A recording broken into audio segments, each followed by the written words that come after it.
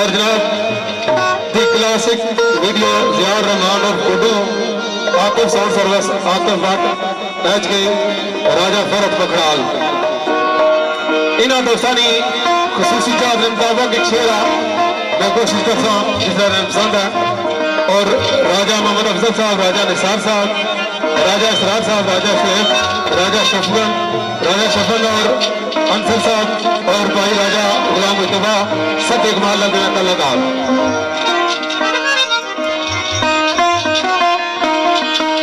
शेर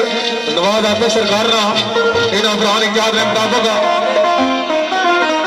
कर्ज अदायगी बहुत बड़े फनकार अल्लाह पाक जन्नत जाला मुकाम अता फरमान इस लैन मौजूद से मलक सदीक खान साहब उसका कोई भी ना पढ़ी सके ना पढ़ी सकन लगा तो इन्होंने पुरानी चार के मुताबिक एक शेर मलक सदीक साहब ने कर्ज अदायगी थे सरकार ने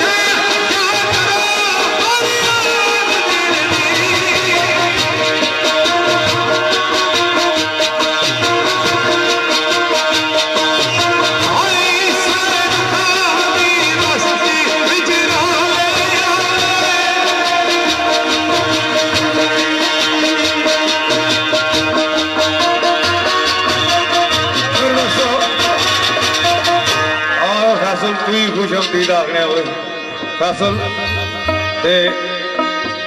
एहसान मैदर साहब, मोमिन अब्बास साहब, हसनैन अली साहब, साईं ताहिर साहब, हाल मुकीम दुबई, साईं तौसीफ अख्तर साहब सऊदी अरब, साईं कासिम साहब सऊदी अरब, साईं एहसन जावेद साहब, साईं नवीद अख्तर साहब, साईं जफीर साहब इन्होंने चाहत फरमाइश से मंत्री साईं रहमतुल्लाह अलैह सरकार ने क्या जनाब आने